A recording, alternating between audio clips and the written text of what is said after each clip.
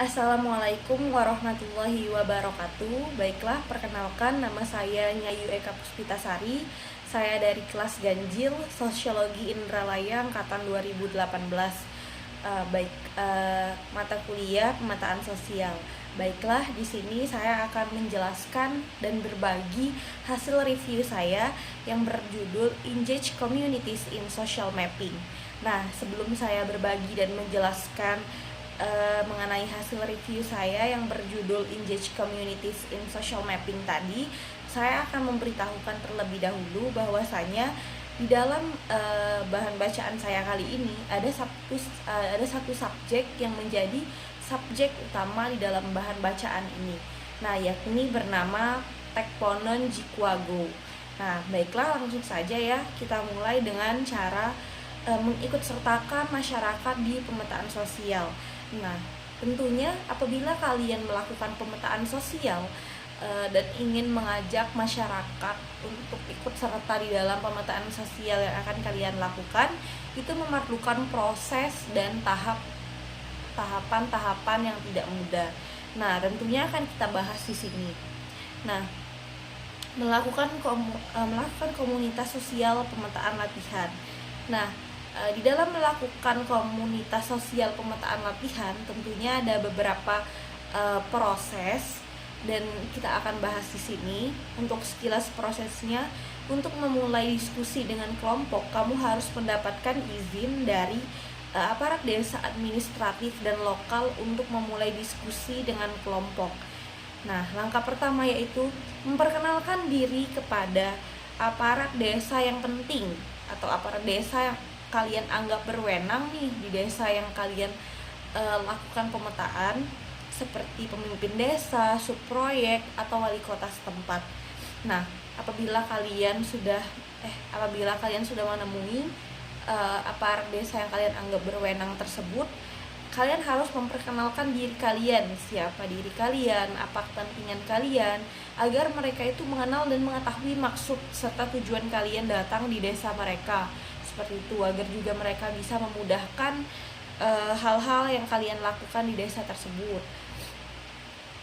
Nah, langkah kedua yaitu menjelaskan tujuan dalam menempatkan penekanan pada partisipasi masyarakat melalui kelompok relawan dan orang-orang yang berpengaruh.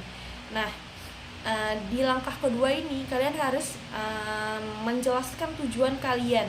Apa tujuan kalian melakukan pemetaan ini, untuk apa, agar apa manfaatnya untuk masyarakat dan desa tersebut, seperti itu. Nah, kalian harus menjelaskan kepada para yang berwenang tadi agar mereka mengetahui apa sih benefit yang mereka dapatkan untuk desa mereka dan untuk masyarakat mereka tersebut. Nah, langkah ketiga yaitu bicara tentang strategi komunikasi untuk mobilisasi. Contohnya kalian bicara dengan tokoh agama, kelompok masyarakat. Nah, di sini kalian tentunya membutuhkan strategi agar masyarakat tersebut melakukan hal-hal yang kalian targetkan, seperti itu. Nah, tentunya butuh strategi, dan strategi ini tidak bisa kalian buat sendirian karena kalian tidak mengetahui watak dan sikap masyarakat tersebut bagaimana, seperti itu. Nah, kalian membutuhkan diskusi untuk bicara mengenai strategi tersebut kepada tokoh agama dan kelompok masyarakat. Bagaimana sih masyarakat di sini agar kita tuh bisa mengambil hati mereka sehingga mereka tuh tertarik dan ikut melakukan apa yang kita lakukan untuk kepentingan mereka, seperti itu. Agar mereka juga tidak menutup diri dari kita. Nah, langkah keempat yaitu meminta izin kepala desa untuk bertemu dengan perwakilan masyarakat dan mendiskusikan. Nah, apabila kalian ingin bertemu dengan perwakilan masyarakat dan membuat diskusi dengan mereka, kalian tentunya harus meminta izin terlebih dahulu kepada kepala desa setempat, seperti itu, agar kalian tidak membuat forum yang tidak legal, seperti itu, agar juga diketahui oleh kepala desa dan masyarakat yang kalian ajak tersebut sudah dihimbau oleh kepala desa, seperti itu, agar mereka juga lebih mudah untuk datang ke undangan-undangan diskusi yang kalian buat. Nah, langkah kelima yaitu mengatur pertemuan dengan perwakilan masyarakat dan kelompok yang diundang oleh organisasi Anda untuk bagian 2 selesai. Nah, apabila kalian sudah meminta izin kepada kepala desa,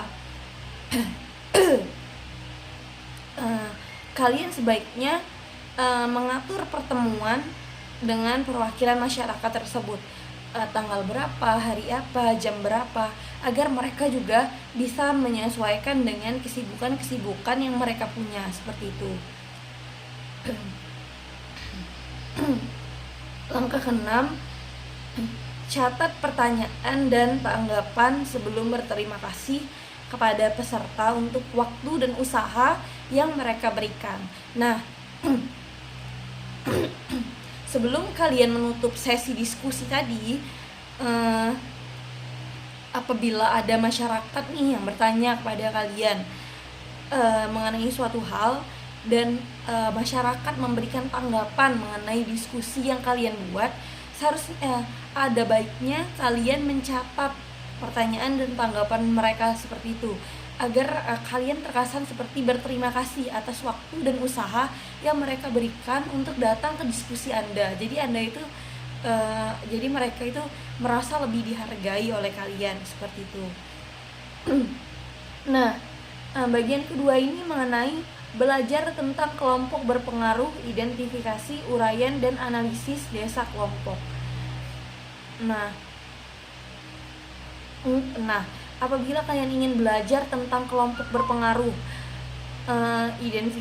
identifikasi, uraian, dan analisis kelompok, ada beberapa langkah-langkah yang harus kalian lakukan agar kalian bisa belajar dengan baik. Yang langkah pertama yaitu perkenalkan diri Anda dan proyek. Bahkan jika semua orang sudah tahu tentang hal itu. Nah, jadi memperkenalkan diri itu adalah hal yang urgent ya teman-teman, jika kita simpulkan dalam suatu pemetaan sosial ini. Nah, jadi walaupun mereka itu sudah tahu siapa kalian dan apa proyek kalian tetap harus memperkenalkan diri seperti itu, kayak sebagai hal yang wajib seperti itu ya, bisa kita bilang. Nah, perkenalkan diri Anda, siapa Anda, perkenalkan kelompok Anda, seperti itu. Dan proyek apa sih yang kalian akan buat di desa tersebut, seperti itu. Dan langkah yang kedua yaitu mintalah peserta membuat daftar aktif kelompok-kelompok yang ada, perempuan, laki-laki, dan kelompok campuran dalam masyarakat. Nah, setelah kalian mengumpulkan peserta masyarakat di dalam suatu forum diskusi yang Anda buat, Anda sebaiknya membuat daftar aktif, kelompok-kelompok aktif apa sih yang ada di dalam desa tersebut.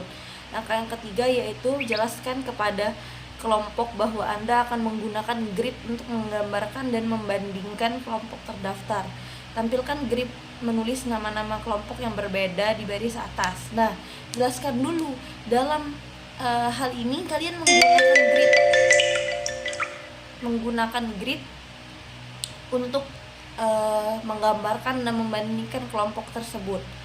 Nah, langkah keempat yaitu setelah daftar semua kelompok, menjelaskan kegiatan berikut untuk menyesuaikan grid. Nah, setelah mereka menulis semua daftar kelompok yang aktif, kalian menjelaskan kegiatan berikut untuk menyesuaikan dengan grid yang sudah kalian buat. Nah, kemudian ada juga dalam pemetaan sosial ini yaitu mengenai alat.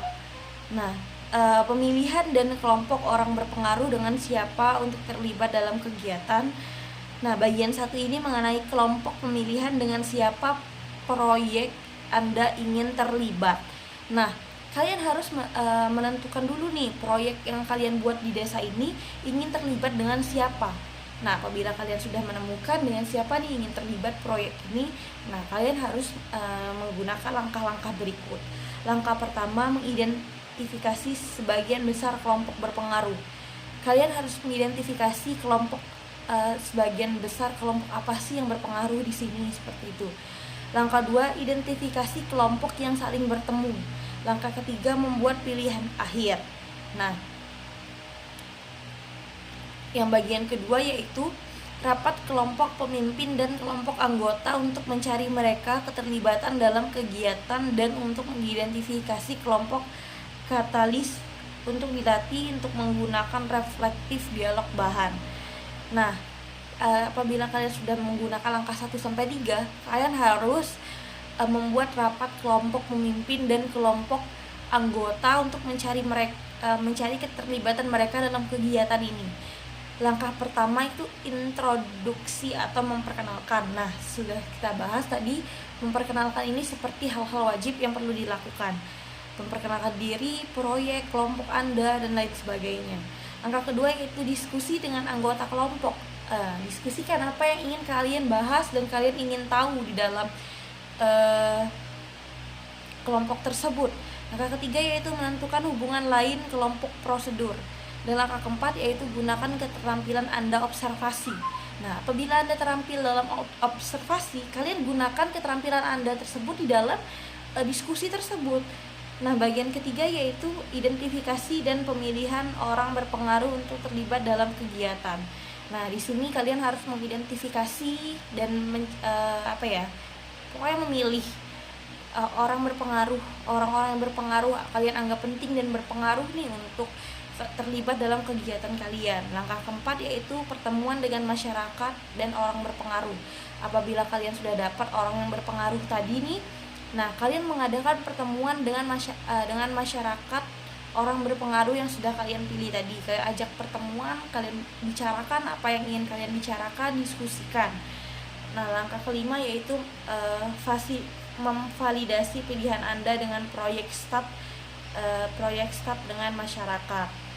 Nah, tahap pengumpulan informasi sekarang lengkap di desa. Tim sekarang memiliki ide yang baik dari kelompok dan orang berpengaruh dengan siapa ia akan terlibat dalam kegiatan tersebut. Salah satu langkah terakhir adalah penting sebelum membuat keputusan akhir, berbicara dengan staf proyek lain dan orang-orang di masyarakat tentang kelompok dan individu dengan siapa kalian ingin bekerja dan mengukur reaksi mereka. Jika menguntungkan, tim telah membuat pilihan yang baik. Nah, mungkin itu saja teman-teman, saya menjelaskan dan sharing mengenai hasil review saya tentang bahan bacaan saya yang berjudul Engage Communities in Social Mapping tadi. Semoga bermanfaat. Terima kasih dan wassalamualaikum warahmatullahi wabarakatuh.